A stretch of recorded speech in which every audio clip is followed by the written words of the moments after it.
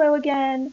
In this video, we are going to focus on different types of reactions, and in particular, how we show those different types of reactions using arrow pushing mechanisms. So let's start out with a pretty familiar reaction between an acid and a base. And we know that that forms a conjugate base and a conjugate acid.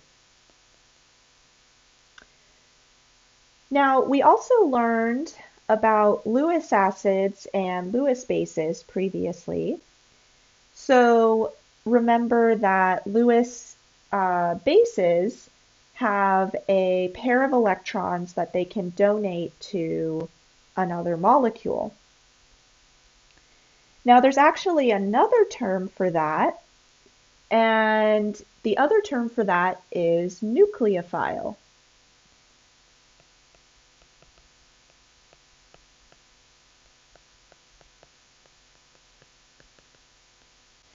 So again, a nucleophile, similar to a Lewis base, has electrons that it can donate to another molecule. And then the acid here, if it's a Lewis acid, it can accept a pair of electrons.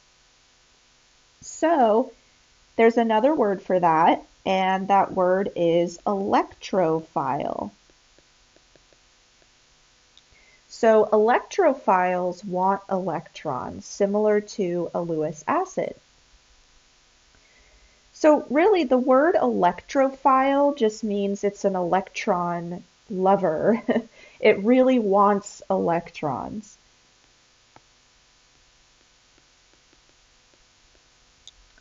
And then a nucleophile, that word means that it wants a nucleus, a positively charged center.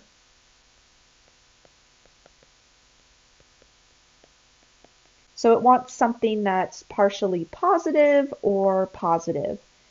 Either one is fine. Okay, so from now on, we're actually going to refer to reactants as either electrophiles or nucleophiles.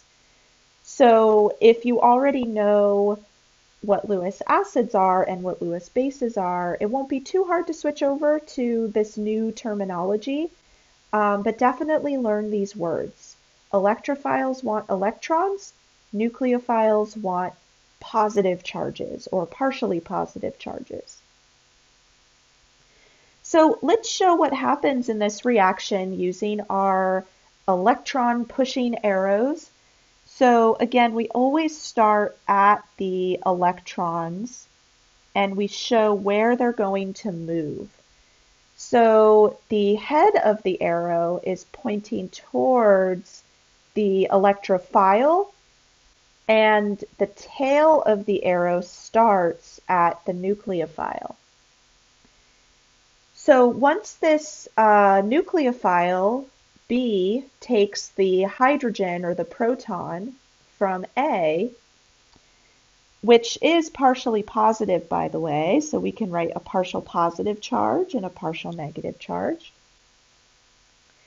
The electrons that are shared between A and the hydrogen, they're going to be left on A. So we're going to show that electrons are going from a shared position to a localized position on A, which we can see over in the products. Now, there are two different types of arrows that we're going to see moving forward. The first type of arrow is just a regular arrow that we would see normally. And again, the tail of the arrow is going to start at the electron source or at the nucleophile, and then it's going to end at the electrophile. Now, this arrow in particular is called a double-headed arrow, and that indicates that both electrons are moving.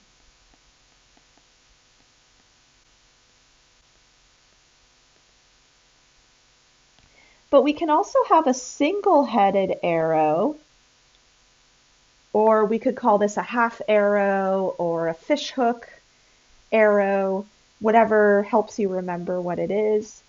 And again, the tail of this arrow starts at the electron source. And then because we only have 1/2 of the end of the arrow, that tells us that only one electron is moving.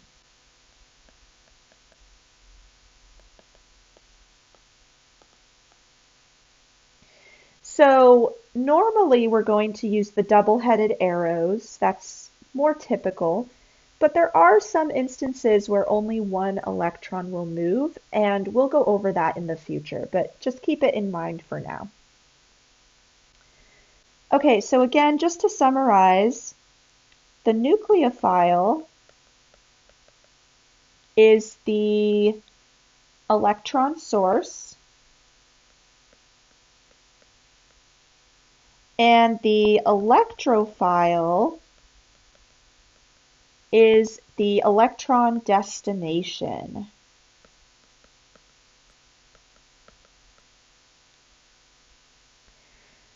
So you could almost think of it as like you're the nucleophile and you want to take a trip. And let's say you want to go to Europe or wherever you want to go.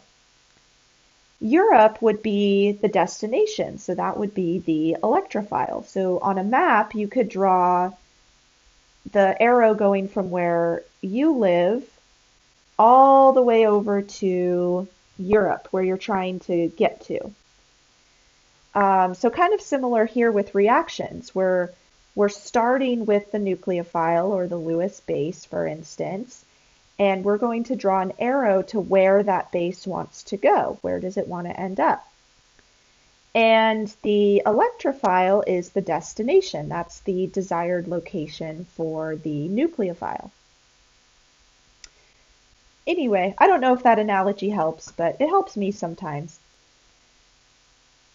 All right, so let's test whether we know or can identify nucleophiles and electrophiles.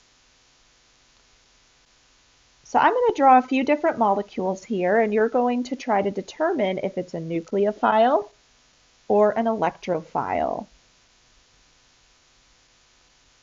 So let's start with this first molecule.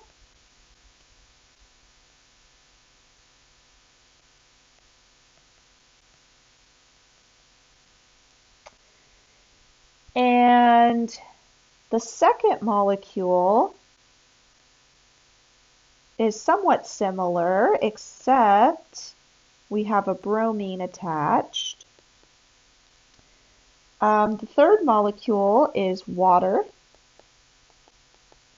And the fourth molecule is something we saw in a previous video. Okay, so to try to determine if you have an electrophile, which remember is similar to a Lewis acid,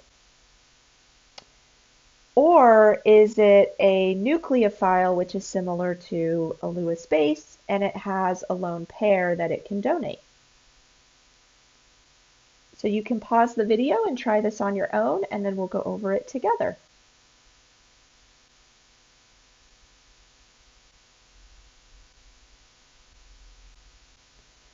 Okay, let's start with the first molecule. And we're really focused on that carbon atom. Is that carbon atom a nucleophile or an electrophile?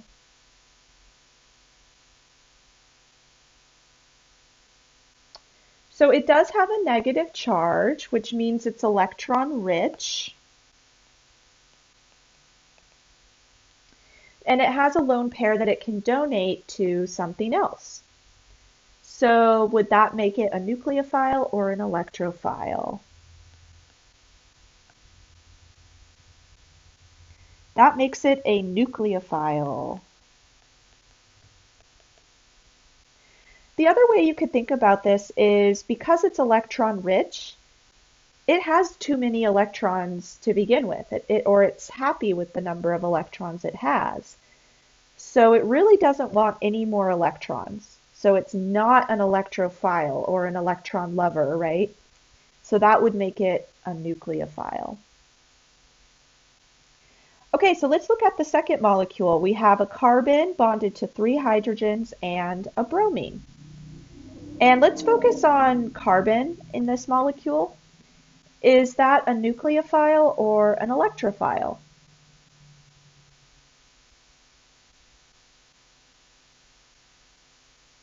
So remember, carbon and bromine will have a pretty polar bond there. So carbon will end up being partially positive and bromine will be partially negative. So that means the carbon is electron poor. So it wants electrons. And the bromine is pulling those electrons away.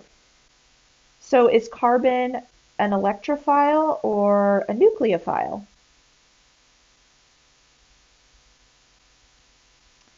An electrophile because it wants electrons.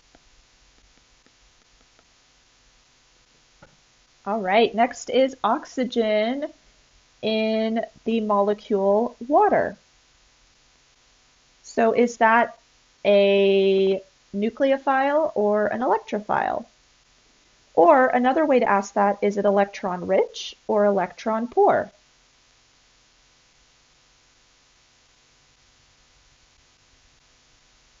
It's electron rich because it does have 2 lone pairs that it can donate.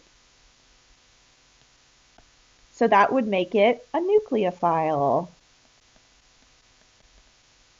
So now you know that water is a nucleophile. And what about our last molecule? It's a cation. It has a positive charge. So is that electron rich or electron poor?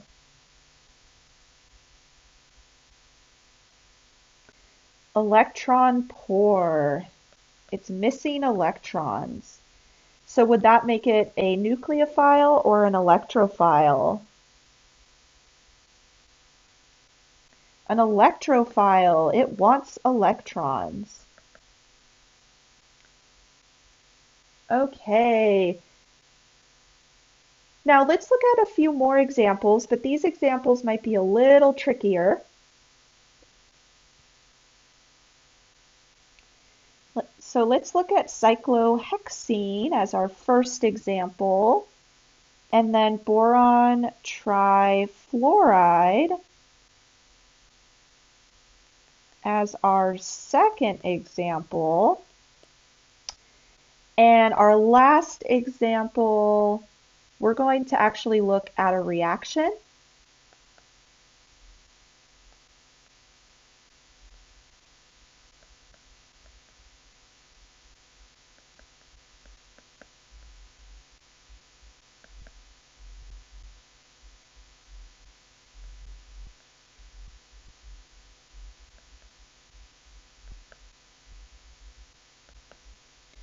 Okay, so if you want to try this on your own first and figure out whether these are nucleophiles or electrophiles, feel free to do so, and then when you unpause, we'll go over them together.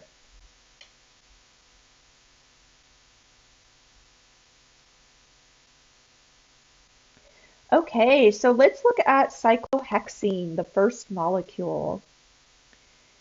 Is this molecule electron rich or electron poor?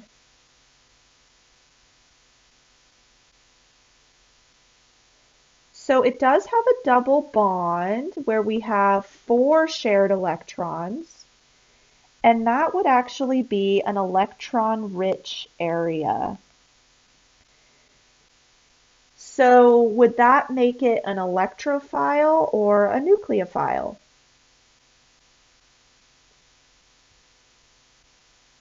A nucleophile.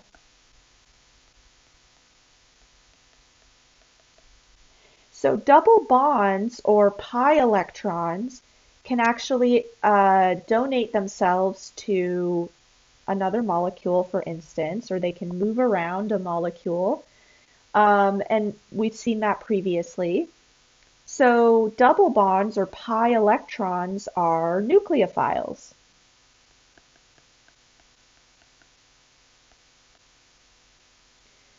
Okay, now let's look at the second molecule. We have boron trifluoride. Is boron electron rich or electron poor?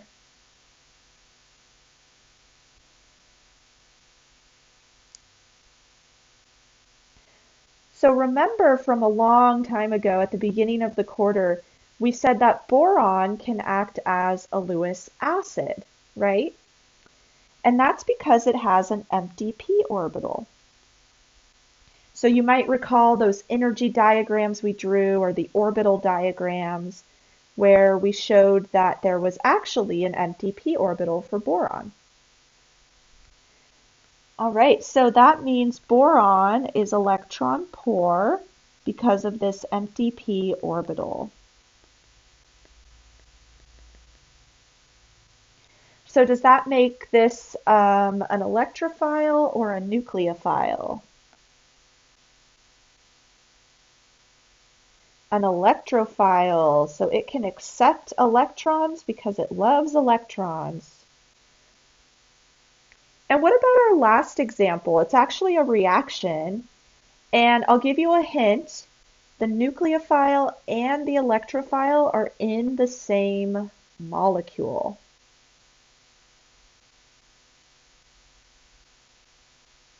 So where is the electrophile in that molecule? And it's not lithium. I know it's tempting to say lithium because it's positively charged, but you'll notice that lithium just stays the same throughout the whole reaction. So it's just kind of a spectator ion. It's just balancing the charge. So there's something else that's the electrophile in this molecule. What is it?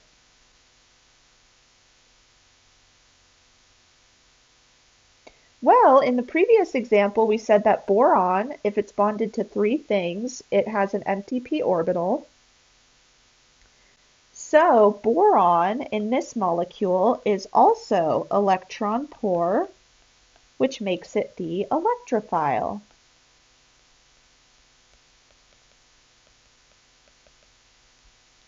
Okay, and where is our nucleophile?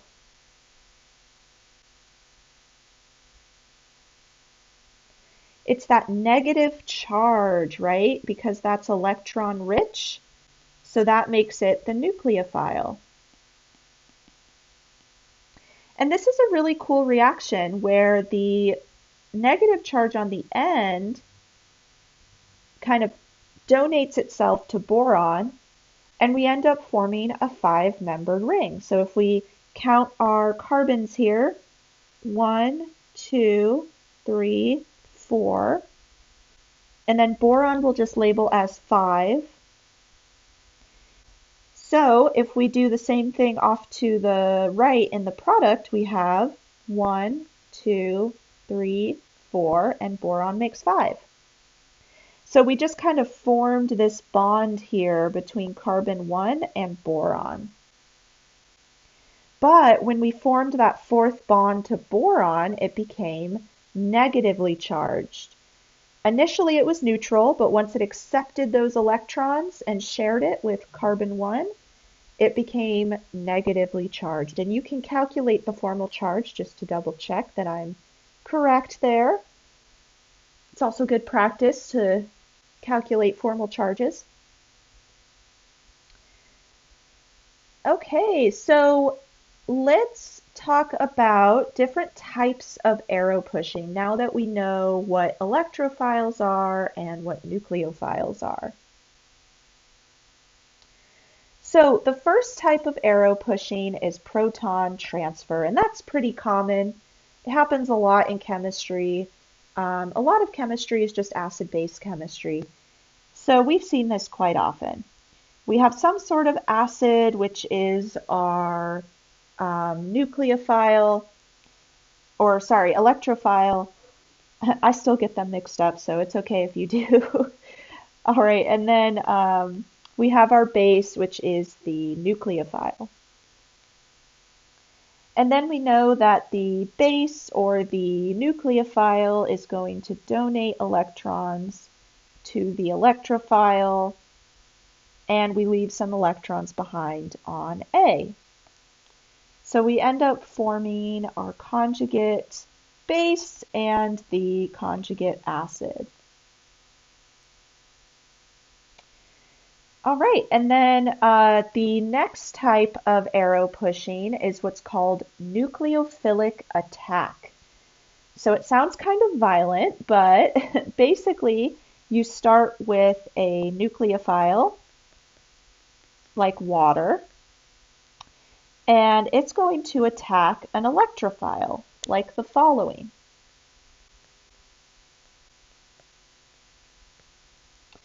So here we have a carbon in the center of three pretty electronegative atoms. So those atoms are drawing electron density away, which is making carbon positively charged or partially positively charged. So the nucleophile wants to attack the electrophile.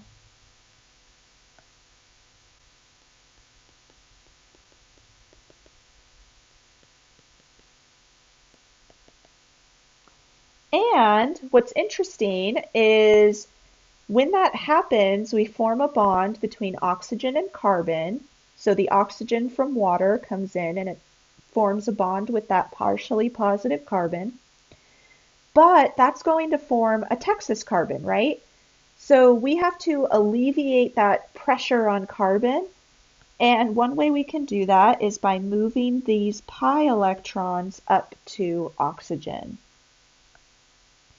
So we end up with kind of a strange looking molecule where we have a negatively charged oxygen on top. We have our two chlorine atoms on either side, and I'll draw their lone pairs as well. And then down below, we have an oxygen that's bonded still to those two hydrogens from earlier. And remember, if oxygen has 3 bonds, it's going to be positively charged. So we've seen that plenty of times before.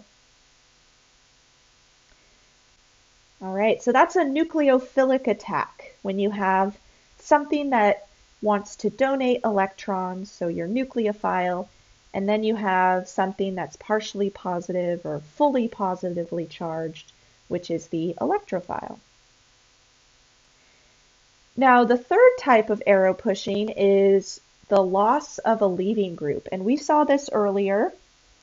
We saw that 2-iodo-2-methyl-propane can decompose into the iodide ion and a cation, also known as a carbocation, which we'll talk about later. So we already saw that the iodine is going to leave by itself to form that anion, and we're just left with the carbocation. Now, the reason that this can occur is because the iodide ion is actually really stable. Now, the reason that it's stable is because the iodide ion is so, or I guess the iodine atom is so big. So if you have a negative charge on that iodine atom, it can kind of spread out across that whole atom. So the iodine atom can accommodate extra electrons because it is so large. Now, this is also called a good leaving group. And that's going to come up later on as well. So we're kind of getting an introduction to the idea of leaving groups here. All right, and then the last type of arrow pushing is rearrangement. So let's say that we have a positive charge on a carbon that's on the end of a molecule.